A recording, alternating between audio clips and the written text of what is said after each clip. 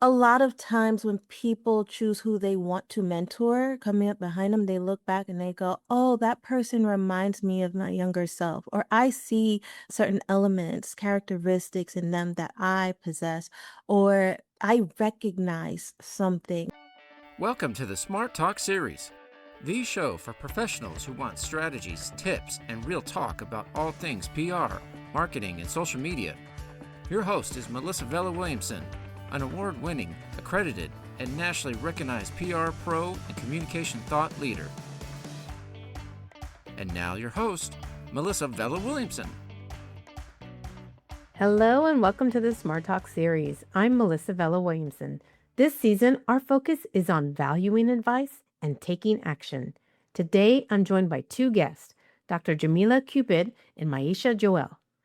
Dr. Jamila Cupid is an international scholar and educator who trains students in the practice of public relations at Pepperdine University. She is a public relations and digital media professional with expertise in research and strategy who worked in the New York City and Washington, D.C. markets. Her research is based on global and multicultural PR and media. Myescha Joell is an award-winning publicist, producer, and founder of Morris Street Media, known for high-impact campaigns at the intersection of culture, entertainment, and social impact.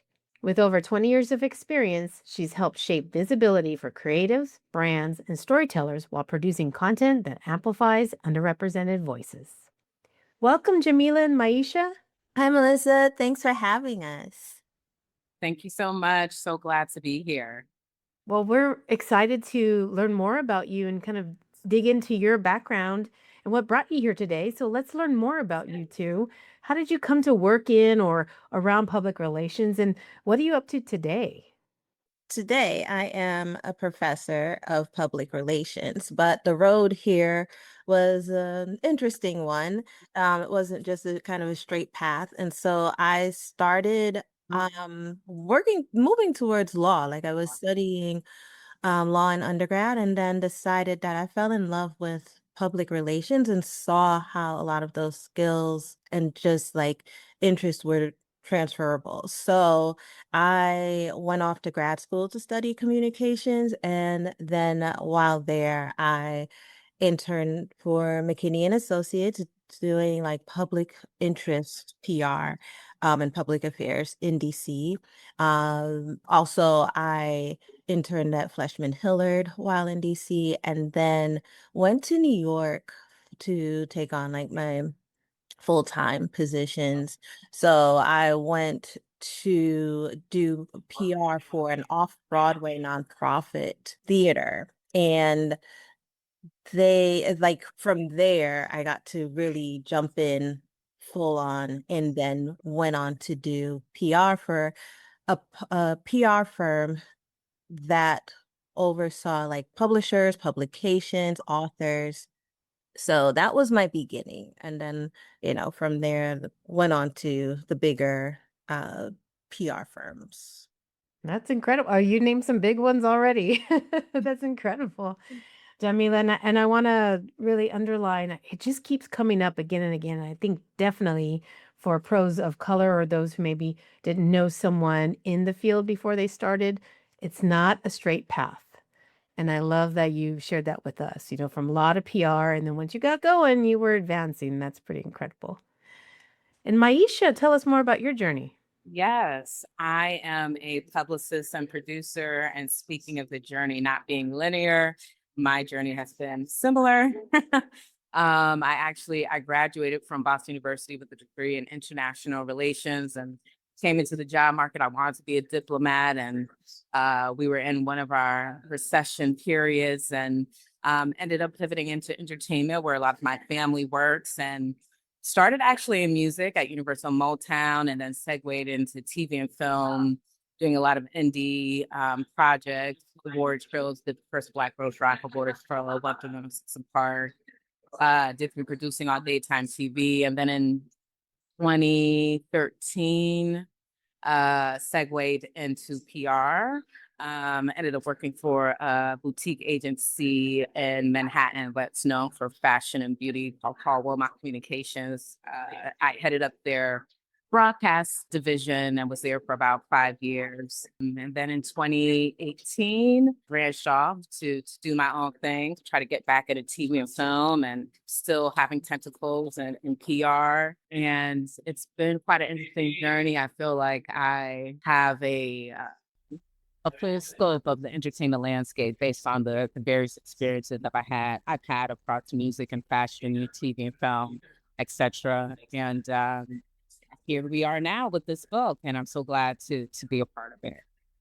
No, that's incredible. And when I do trainings, I often tell people how much performance and theater and love for entertainment can really benefit what you do in public relations because presence matters a lot and being able to deliver a message, not only just craft a message, matters a lot. So, as my daughter got into theater and was coming up that way in high school, I really lent a lot of those skills that we were talking about. So she would rehearse and get ready for a performance into my work and then my work into her work and both of y'all are reminding me to talk with her about yes, there are public relations principles in all that you want to do as an entertainer and a performer, and of course having the skills are going to help you if you want to be promoted as an entertainer and a performer. So I love the full circle that you're bringing us to, and all of it's quite creative and fun.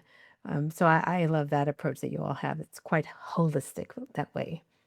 So you're both new book authors of Who's in the Room, a guide to public relations from the Black professional perspective. Tell us more about it. Tell us what inspired the creation of this guidebook.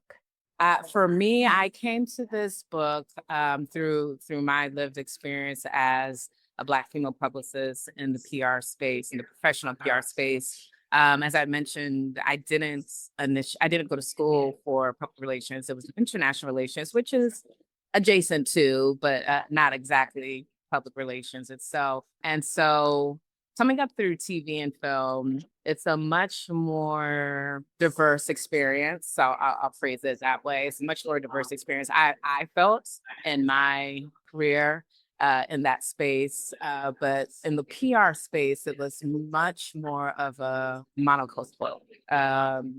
And I faced a lot of challenges that I didn't expect, considering how worldly I perceive myself to be, but all the micro and macroaggressions that you can imagine and we discuss in the book, I experienced. And so Jamila actually was the one to kick things off. She got the vision for this book, moved forward, secured the publisher, and reached out to me to support this vision. And I was quite honored, and really felt like that I had something to share and contribute to this project. That's great. And I think every story matters. And I'm learning that every day more and more. And I think being able to share our experiences, both positive and negative and just real, really humanizes who we are, of course, as people, but as professionals and how we can move around obstacles, persevere through obstacles. And whether something is fair or not fair, that's not what we're discussing. It's more of what do you do with that and how can you guide others through it. So I love that you all put that in the book.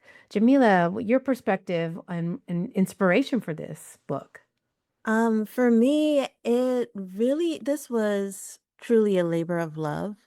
As a grad student, I was tasked with, conducting research and finding answers and looking through the history and the different experiences. And it was extremely challenging to find people who were like me, coming from similar backgrounds or who had a similar goals and saw the world in similar ways, right?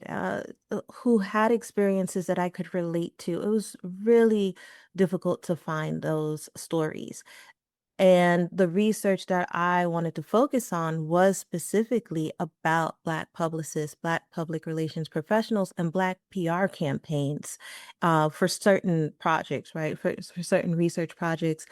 And for my dissertation work, I really wanted to do a deep dive because I researched what was happening here in the US as kind of like my background to go into study in Brazil and see what was happening there for Afro-Brazilian practitioners and see if there was any uh, comparisons or parallels. And I was like, well, how am I going to really deep dive into another culture when it's so difficult to do the deep dive for our own culture here?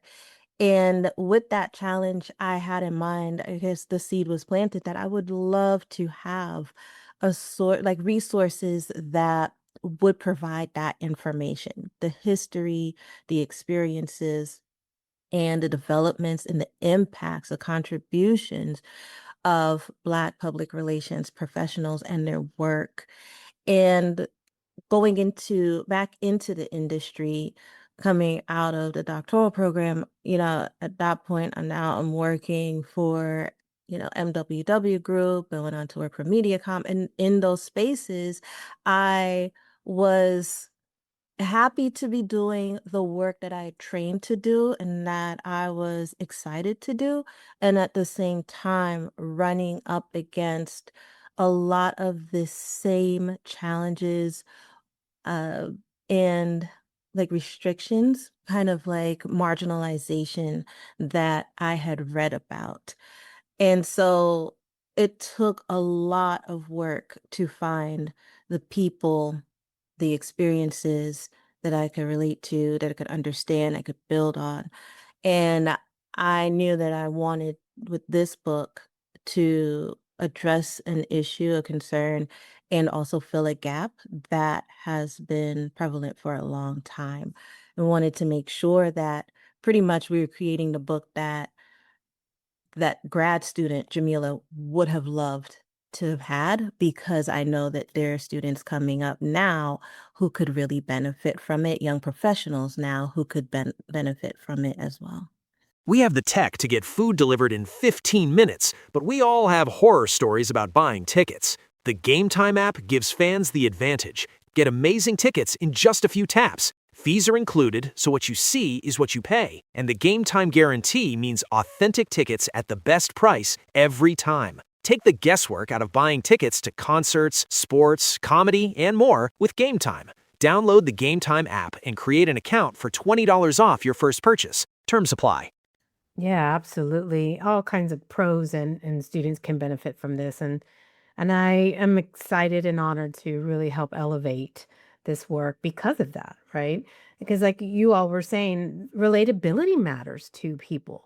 If you work in public relations or communication, then you should understand like our baseline of what we do is to communicate and build rapport and then relationships with others. And you have to understand how they think and how they feel and how all of those nuances can impact how they act, right? So people look for people like them. And that can sometimes be, bad. And often it's normal and good that we do that, right?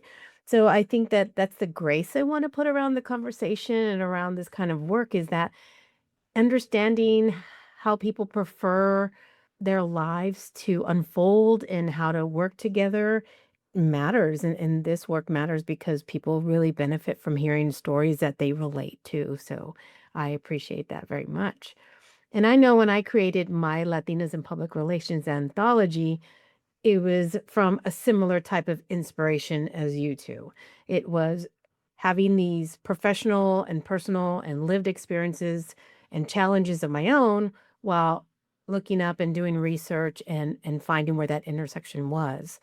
And so when I went through my journey and I was looking for Latina pros who were rising in the industry and could tell their leadership type stories, there was a challenge too. It was a challenge to find women that were brave enough, vulnerable enough at times to share how they got into the field because it wasn't perfect and straight, as we talked about, and share a little bit about their backstories. But when they did, like, what a great growth moment for all of us, right?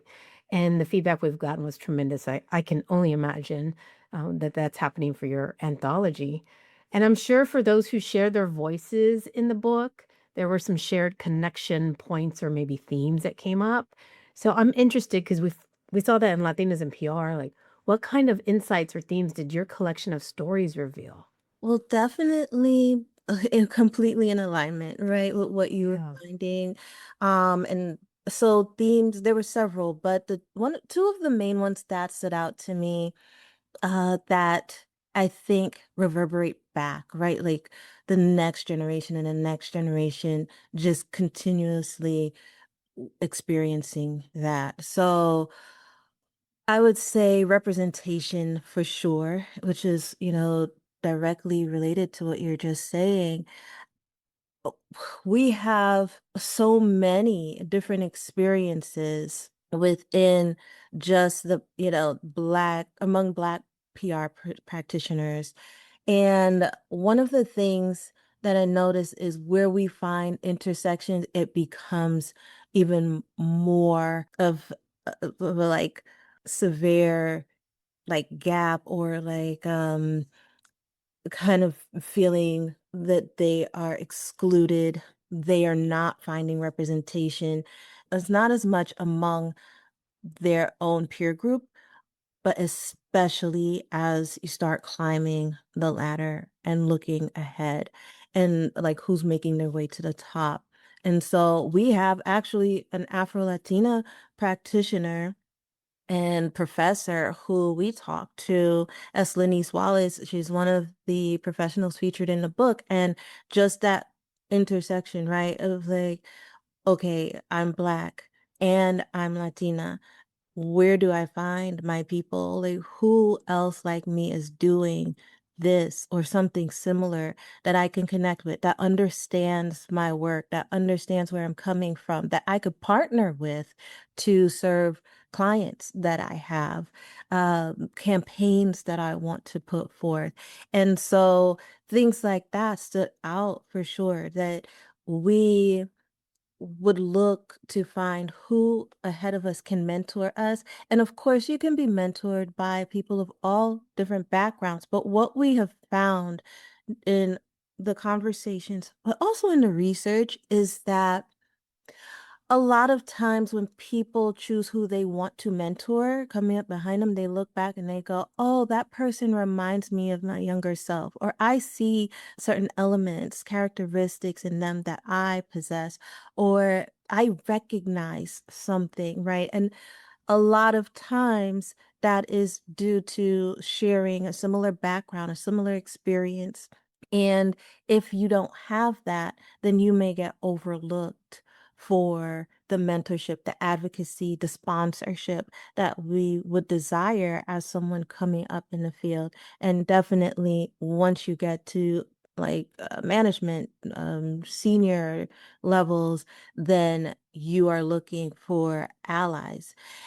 And we also saw a lot come up about access. So, this is one of the reasons we expanded the idea of talking about diversity to include access along with diversity, equity, inclusion, and so on, right? Like, because a lot of practitioners talk about how, and executives as well talk about how as they're making their way through their career, they do not gain the same access to opportunities, to training, to be able to meet with clients and things like that, that their counterparts typically would. And that can be a great hindrance to their progress in their timeline in their career. All that's so very true. And, I had written down earlier too, like me, those two words, like someone like me. And it just matters so much to people. And I think I always tell my kids this because I want them to, boy, if anyone benefits from my career, I hope it's my children. And for them to really understand, like, everyone just really wants to feel like they belong and that they're comfortable. And that's part of why we are attracted to people like us. But at the same time, we have to override that unconscious system, right? We have to override that with conscious work, with thoughtful work of, oh, hey, I may not know that person. They may look different than me. They may act different than me, but let me get to know them. And so that's what I hope people take away from that because you're right. Without that effort, then you don't have the allyship. You don't have the access. And We all need access. We need the cheat codes. We need the key. We need the connection. We need the warm handoff and email. And we know that in PR, and it matters to pros too. Maisha, your thoughts on, the themes or what came up as far as connection points in the stories? Yeah, I agree with everything that Jamila shared, excuse me, and I would tap on, I think another thing that stood out most for us was the consistent patterns across the board, across generations, sectors, and titles. The stories revealed that while progress has been made, many Black PR professionals are still navigating visibility without power, confronting the soft bigotry of low expectations, which I think is a big thing in marginalized communities generally. And all at the same time, building community strategy, legacy, and ways that continue to move the industry forward and dealing with the frustration of that. And I don't know the ways in which we are to overcome that. I think we're figuring out in real time as we have conversations like this. But I just to add to what you said, I think that's a big thing. Soft bigotry of low expectations. I think that's really helpful, and that moves us into really some of the challenges that you all explored too, right? Because if we don't speak to the challenges, then we can't come up with solutions. And so I want to walk into that a little bit together too. So, what kind of challenges came up that were patterns in the stories and that you feel like maybe we can talk through and offer some ideas around? Were there anything that's unique or nuance aspects for Black pros in particular that we should understand so we can, help make things a little bit better? Yeah, I had to think about that for a second because again, I think Black and brown folks or the marginalized community, we experience a lot of the same, but to get into the weeds and the details, one thing that we've noticed, and I've noticed in my experience, that's been a challenge, and I'm sure Jamila can speak to many more, is that many of the Black PR practitioners we spoke to echoed the experiences that I had of being what I guess I'd call it as a stand-in for all diversity. If you're Black, you're still to understand every marginalized experience, yet you're still tokenized all at the same time. Um, and that has come up in my experience is damaged clients relationships as a result. But it's something that's from the conversations that we've had in terms of even securing clients, right, around the so-called diversity you have based on this Black professional. So I think that is one of the big challenges that comes up. We expect to be able to speak to everyone else's experience. I personally found that very frustrating and difficult to navigate around.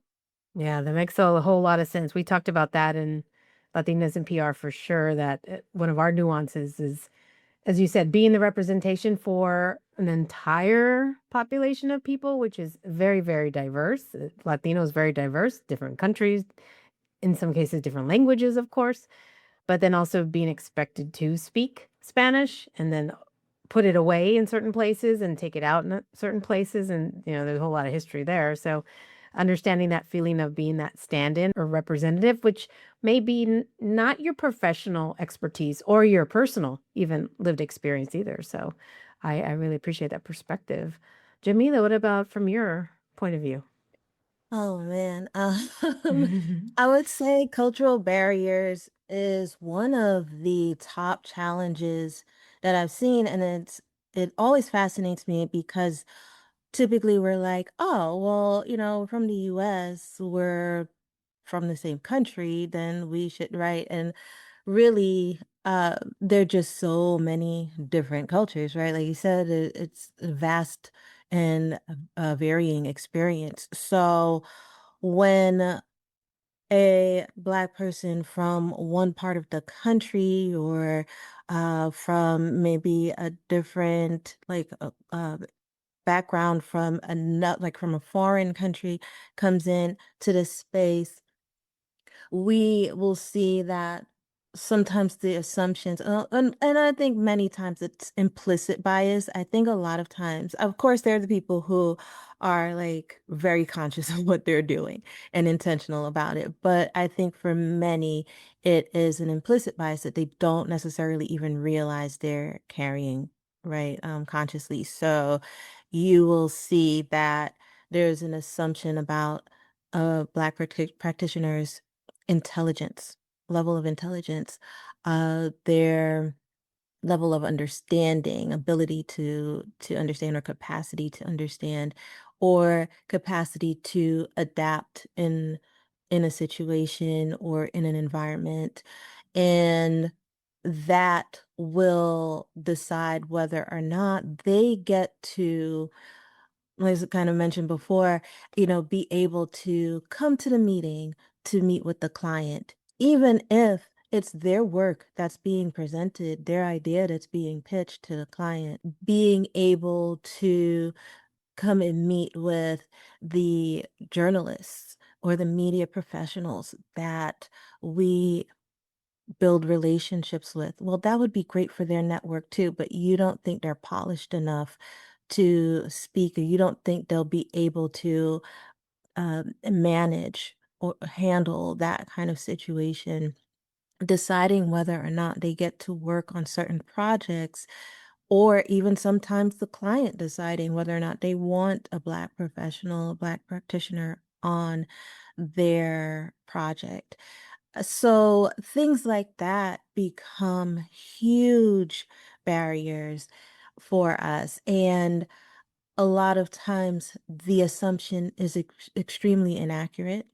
And if you just took a moment, took a beat just to actually pay closer attention, do further investigation, ask questions, build a relationship, convey what it is that you would like to see or how you would like a person to engage, participate, that could make a world of a difference. And so we would hope that there would be a willingness to do so.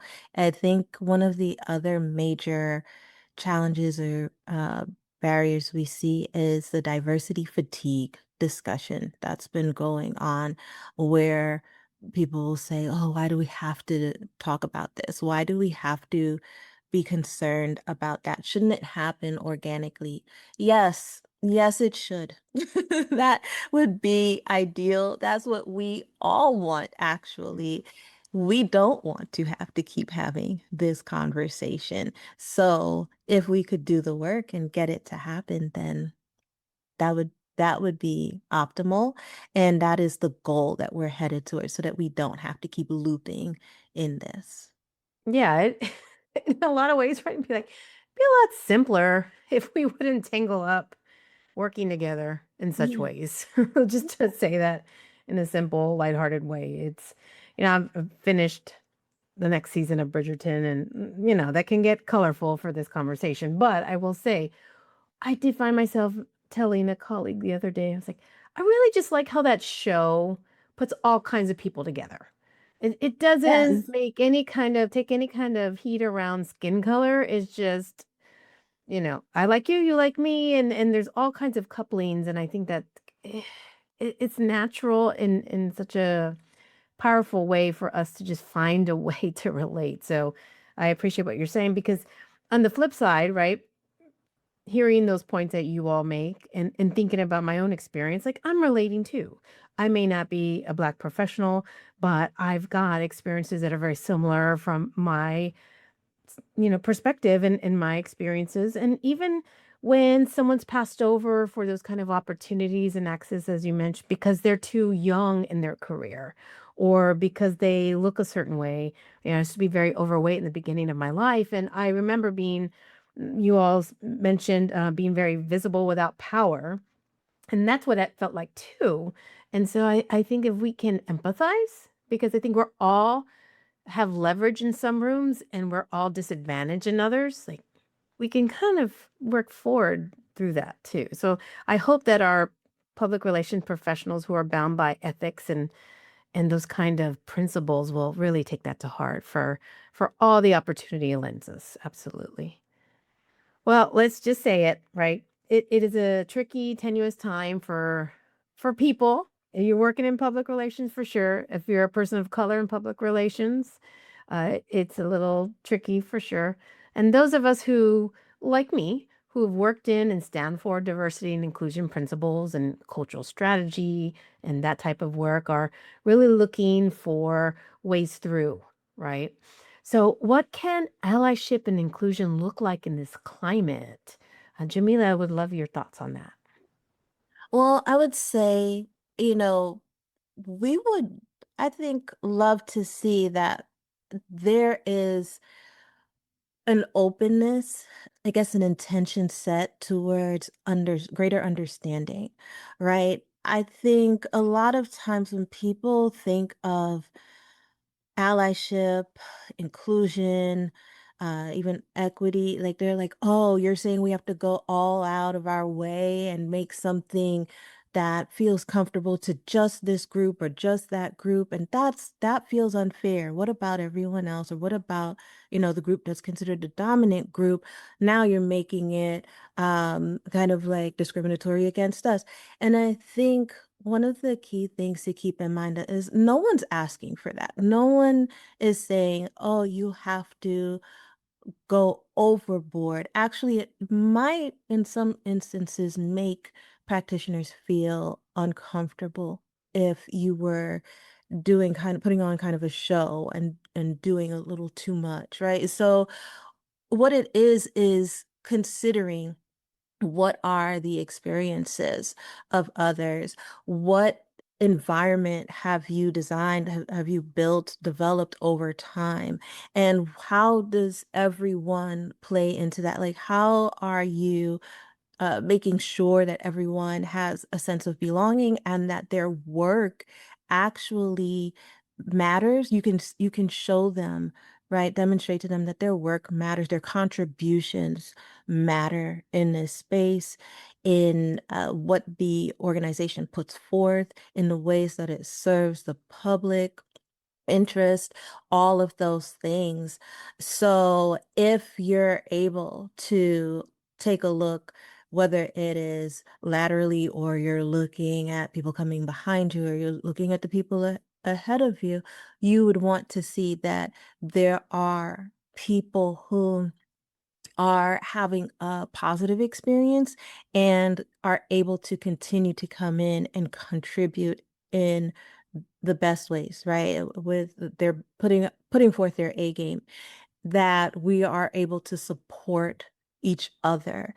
And so I think being able to advocate for each other, say when you see that something is not working, be able to say when you think that something, there should be a certain adjustment or set of adjustments made in the way that we conduct business, the way that we build out our workforce, being able to say, hey, this is something that is working. Can we increase this? Can we see more of this? And really understanding how this benefits everyone, not just one group, but if everyone actually is included, if everyone is having an equitable experience, everyone has a sense of belonging in that space and does not feel marginalized or excluded because of especially for things like race, ethnicity, background, right? Then instead those things are appreciated or celebrated and included,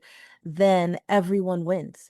And one of the things that we always tie it back to because of how much of an impact it has is looking at how it affects the bottom line. You have more inclusion, you have more people from various walks of life, from different experiences. You're going to be able to serve a wider range of clients. You're going to be able to have more accurate campaigns that are sensitive, that are in tune and have the right tone to them. And you're going to be able to increase your revenue because you're going to be able to hit those markers. You're going to be able to see the actual benefit from it. That's one of the things that we talk about in the book. Well, I should say one of the ways we talk about the book is that it serves as sort of a blueprint to better business practices in PR because this is not just about, oh, how I feel or how you feel. It is that matters overall in the biggest picture that matters to an organization and those who run it It's going to be, how does it affect your bottom line? How does it affect your revenue stream? And we have seen time and again the research that shows that your more diverse workforce is going to actually play out in the best way for you. Yeah, absolutely. I mean, just numbers, right? That data does not lie. And we have all kinds of undercount going on with the census, and I can't imagine it's going to be much better in the next few years, but it does not matter. The numbers show we're more multicultural than ever. We're more diverse than ever. That is a good sign. That is good news. We're getting along in that way, no matter, right? We see some loud voices, but they don't speak for all. And so I appreciate, go back to your numbers, go back to those you serve, go back to that bottom line. If you can't find that sweet spot of inclusion to make people feel like they're respected.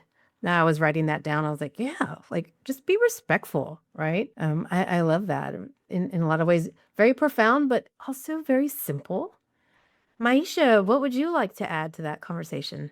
My goodness. Yes, I think the only thing I can add is that I think allyship today is about consistency and courage. It's asking who's missing from the conversation and then actually doing something about it.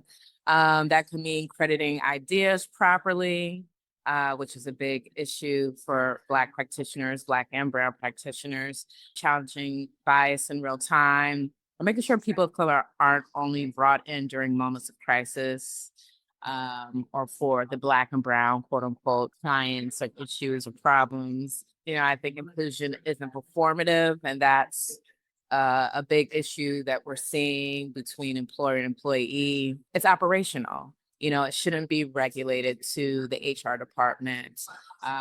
It's something that is an all hands in conversation. If it's not showing up in hiring, budgets, leadership, access, and storytelling, then frankly, it's not real. Performative is just right. I mean, we talked about performance and we talked about theater, and we know the difference of theatrics. We know when it's not real, and I think that's part of where things may have gone a little wrong in some spaces and places the last, few years. But I think with your idea of consistency and that steadiness, my word of the year this year is steady. And it's very much about this, right? Just level-headed, cool, keep doing the thing the right way for the right, reason, and it will work out. And so I think that's really important that you mentioned that for sure. Well, Maisha, I'll ask your opinion to start with this as well. In addition to honoring the contributions of Black peer professionals, your book invites the readers to really reflect, right, on how they show up in professional spaces. Will you share some advice with us on that? Yeah, I think it's all about being intentional. That's been my buzzword for the year, for the past couple of years, actually. Being intentional about how you show up, how you engage with your peers. I've always worked in a way where I felt like it's wrong to work in silos. I don't do well working in silos. I don't think anyone else does. It was a pride point for me to understand my colleagues' needs and their respective roles so that everything can move smoothly. But taking it a step further, this is probably the nature part, the nature nurture of it all. My mother and grandmother raised me in a way that it was very important to be present and receive people. And so I've carried that into my workspace. And I share that just because I think that people make DEI, DEIA, this big, all encompassing mountain of a thing when it's really just as simple as being present and engaging with the people around you, getting to know them and understanding who they are beyond their perfunctory role in the company. And I think that in and of itself moves mountains. I would also say giving yourself grace wherever you fall in this conversation because it's evolving. It's sticky, it's complex, it's hot, it's messy, it's about the human connection. And so wherever you fall in this conversation, I think it's important to also give yourself grace to the changing landscape. So those are two things that particularly stand out to me. In our book, we go into details about very tactical advice, but I think even when it comes to just getting your mind right as a company, as an individual about approaching this conversation, those two things stick out for me. Yeah, I think you're right. And your mind right is a big deal. Because if you're not in a great place, right? Then sometimes you just don't have the capacity to make a conscious effort when it's not maybe natural to you to do so. So I think that that's a good way forward too.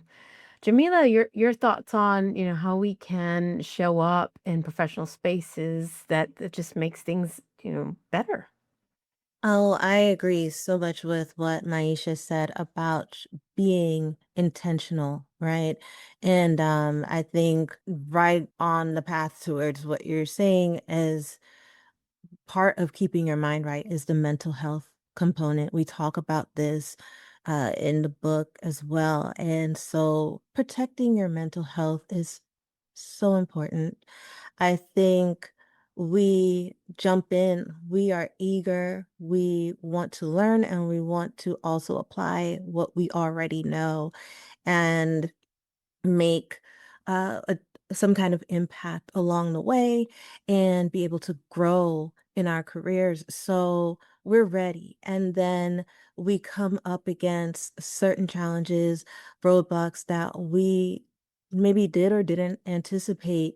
And they can take a toll. They can take a serious toll on your emotional and mental health and how you're able to continue to show up if you're able to continue to show up. And because it can take such a toll on mental health, then at some point for many practitioners, we also see that it then can take a toll on physical health eventually.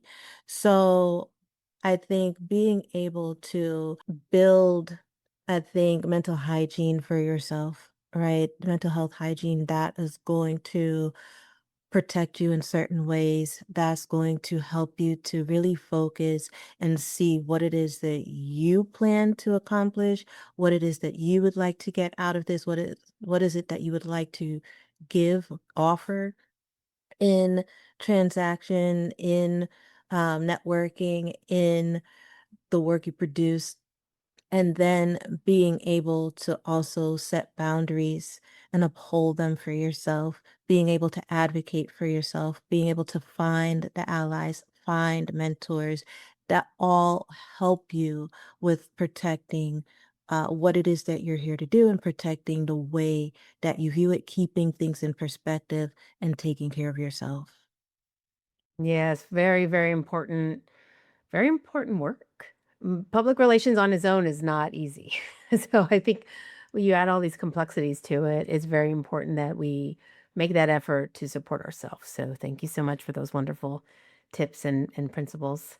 So, uh, ladies, I know I could talk with you all day long about this and more, but I want to help you get back to your very important work. And we want people to grab a copy of Who's in the Room. So we'll link that to the show notes.